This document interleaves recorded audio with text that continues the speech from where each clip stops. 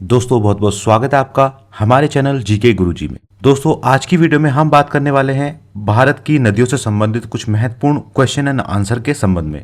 तो कुछ ऐसे प्रश्न रहेंगे भारत की नदियों के संबंध में जो आपको याद होने बेहद जरूरी हैं आने वाले सभी कॉम्पिटिटिव एग्जाम्स के लिए। बढ़ते हैं वीडियो में आगे की तरफ और बिना देरी के चलिए शुरू करते हैं। सबसे पहला प्रश्न है दोस्तों कि भारत की चौड़ी नदी कौन सी है? तो इसका जवाब है दोस्तों ब्रह्मपुत्र। जी हाँ दोस्तों, भारत में सबसे चौड़ी नदी ब्रह्मपुत्र है। इसकी औसत चौड़ाई 5.46 किलोमीटर है और कहीं कहीं यह 10 किलोमीटर तक चौड़ी भी हो जाती है। ब्रह्मपुत्र नदी एशिया की सबसे चौड़ी नदी भी है। चलिए बढ़ते हैं दोस्तों अगले प्रश्न की तरफ। अगला प्रश्न है कि भारत में डेल्टा बनाने वाली नदियां कौन कौन सी हैं?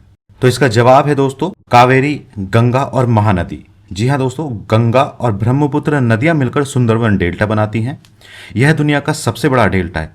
सुंदरवन डेल्टा का विस्तार भारत में हुगली नदी और बांग्लादेश में बालेश्वर नदी तक हुआ है। वहीं ताप्ती नदी अपने मुहाने पर डेल्टा नहीं बनाती है बल्कि एस्चुरी बनाती है। ऐसा इसलिए होता है क्योंकि पश्चिमी घाट में बहने वाली नदियां सीधे समुद्र में मिलती हैं। तो ये थी डेल्टा बनाने संबंधी कुछ जरूरी जानकारी। चलिए बढ़ते हैं अगले प्रश्न की तरफ। अगला प्रश्न है दोस्तों कि भारत में कौन सी नदी सबसे लंबी नदी है? तो इसका जवाब दोस्तों आप सभी को मालूम होगा और होना भी चाहिए। इसका सही जवाब है दोस्तों गंगा नदी। जी हाँ दोस्तों, एशिया की अन्य प्रमुख नदियों की तुलना में गंगा नदी भारत की सबसे लंबी नदी है, जिसकी लंबाई 2510 किलोमीटर और औसत प्रवाह 14,720 है। इसके अलावा मैं बात करूं गोदावरी नदी की, तो गोदावरी नदी भारत की दूसरी सबसे लंबी नदी है। यह महाराष्ट्र के त्र्यंबकेश्वर से निकलती है और बंगाल की खाड़ी में गिरती है। इसके अतिरिक्त कृष्णा नदी भारत की तीसरी सबसे लंबी नदी है और इसकी लंबाई 1400 किलोमीटर है। इसको याद रखिएगा दोस्तों, आगे आने वाली परीक्षा में आपके ये प्रश्न काम आएगा। चलिए बढ़ते हैं दोस्तों अगले प्रश्न की तरफ। अगला प्रश्न है कि बिहार में बहने वाली नदियों में किसका उद्गम अमरकंटक में है? और इसका सही जवाब है दोस्तों सोन नदी। जी हाँ दोस्तों, बिहार में बहने वाली सोन नदी का उद्गम अमरकंटक में होता है। सोन नदी मध्य प्रदेश के अमरकंटक क्षेत्र से निकलती है और बिहार तक बहती है। यह नदी दक्षिणी सहायक नदियों की दूसरी सबसे बड़ी नदी है। तो सोन नदी का उद्गम दोस्तों अमरकंटक में होता है। बढ़ते हैं दोस्तों अगले प्रश्न की तरफ। अगला प्रश्न है दोस्तों भगीरथी और अलकनंदा गंगा नदी में कहां पर मिलती हैं? तो इनका जवाब है दोस्तों देवप्रयाग। जी हाँ दोस्तों, भागीरथी और अलकनंदा नदियां उत्तराखंड के टिहरी गढ़वाल जिले में स्थित देवप्रयाग में मिलती हैं। तो देवप्रयाग उत्तराखंड के टिहरी गढ़वाल जिले में स्थित है, जहां पर ये दोनों नदियां गंगा नदी में मिल जाती हैं। देवप्रयाग अलकनंदा नदी के 5 संगमों में से आखिरी संगम है। इस संगम के बाद दोनों नदियां मिलकर गंगा नदी के नाम से जानी जाती हैं। देवप्रयाग को पंचप्रयाग में शामिल किया गया है। महत्वपूर्ण प्रश्न है दोस्तों, याद रखिएगा। चलिए बढ़ते हैं अगले प्रश्न की तरफ। अगला प्रश्न है कि तवा किसकी सहायक नदी है? और इसका उत्तर है नर्मदा नदी।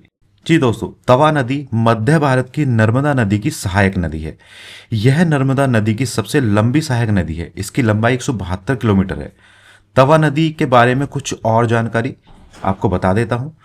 तवा नदी बैतूल के सतपुड़ा श्रेणी से निकलती है और यह उत्तर और पश्चिम की ओर बहती हुई होशंगाबाद जिले के बांद्राभान गांव में नर्मदा में मिल जाती है। तवा जलाशय दक्षिणी होशंगाबाद जिले में है। बोरी आरक्षित वन और बोरी अभ्यारण्य का ज्यादातर हिस्सा तवा की ऊपरी जल विभाजन में शामिल है।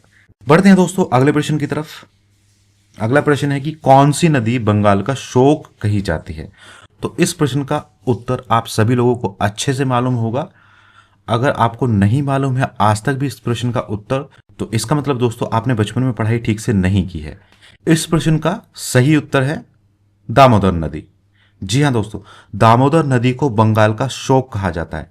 पहले पश्चिम बंगाल में मैदानी इलाकों में इस नदी से आई भीषण बाढ़ों के कारण इसको यह नाम दिया गया था। इस नदी से आने वाली बाढ़ से वर्धमान, हुगली, हावड़ा, मोदीनपुर जिलों में जान माल का नुकसान होता था। महाभारत में इस नदी का जिक्र कोशी के नाम से मिलता है। आइए दोस्तों अगला प्रश्न इससे ही मिलता जुलता है, जो कि आप सभी को अच्छे से पता होगा कि किस नदी को बिहार का शोक कहा जाता है। और अगर इस प्रश्न का भी उत्तर आपको नहीं पता है तो आपको अच्छे से पढ़ाई करने की दोस्तों जरूरत है। तो देखिए दोस्तों, इस प्रश्न का उत्तर है कोसी नदी। कोसी नदी को दोस्तों बिहार का शोक कहा जाता है। क्यों कहा जाता है? क्योंकि दोस्तों कोसी नदी तिब्बत से निकलती है और चीन, नेपाल और भारत से होकर बहती है। यह गंगा नदी के बाईं ओर से बहती है। कोसी नदी की लंबाई करीब 720 किलोमीटर है। कोसी नदी में 7 धाराएं मिलकर सप्त कोसी नदी बनाती है। कोसी नदी में हर साल बारिश के मौसम में बाढ़ आ जाती है। इस बाढ़ से बिहार के कई जिलों में तबाही होती है। बाढ़ से कृषि भूमि प्रभावित होती है और ग्रामीण अर्थव्यवस्था पूरी तरीके से नष्ट हो जाती है। कोसी नदी के कारण आने वाली बाढ़ से करीब 21,000 वर्ग किलोमीटर के क्षेत्र प्रभावित होते हैं।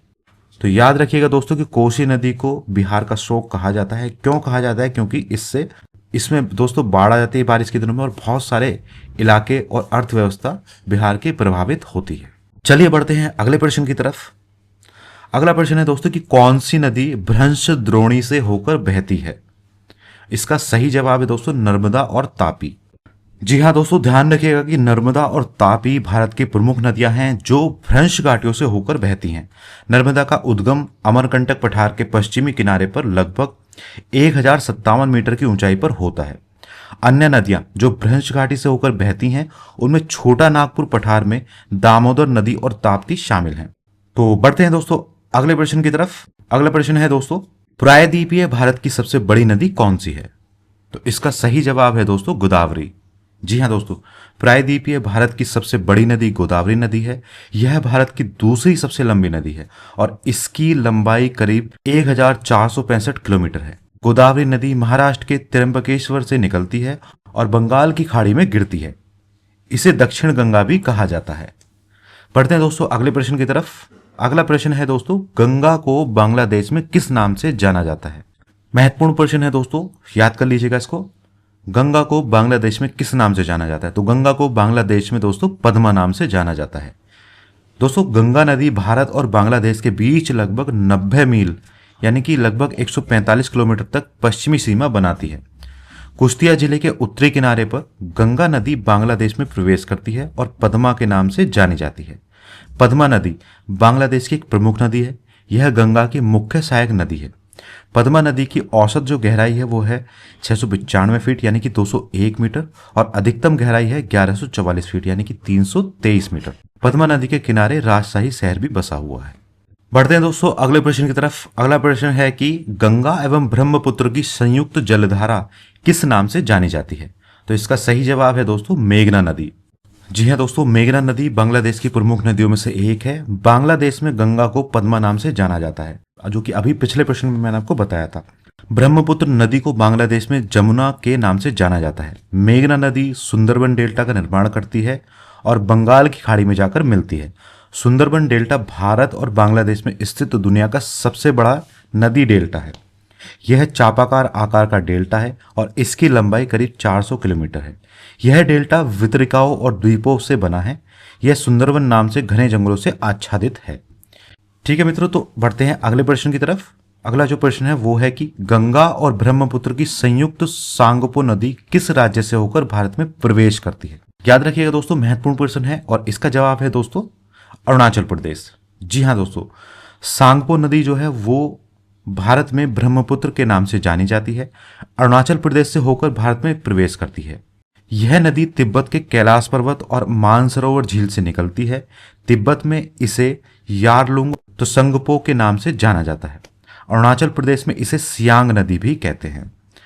असम में यह नदी लोहित, दिबांग और सिकांग नदियों से मिलकर ब्रह्मपुत्र नदी बन जाती है। यह नदी बंगाल की खाड़ी में मिल जाती है। तो बस दोस्तों आज की वीडियो में इतना ही। उम्मीद करता हूँ वीडियो आपको पसंद आई होगी। इसी तरह की और वीडियोस अगर आप पाना चाहते हैं तो हमारी वीडियोस को लाइक कर दीजिएगा और कमेंट बॉक्स में कमेंट कर दीजिएगा। साथ ही दोस्तों चैनल पर अगर आप नए हैं तो चैनल को सब्सक्राइब कर लें और बेल आइकन के बटन को दबा के ऑल पे सेट करना बिल्कुल भी ना भूलें, ताकि जब भी हम वीडियो पोस्ट करें तो आपको तुरंत नोटिफिकेशन मिल जाए। तो आज की वीडियो में दोस्तों इतना ही। मिलते हैं जल्दी नई वीडियो के साथ में। तब तक के लिए जय हिंद, जय भारत।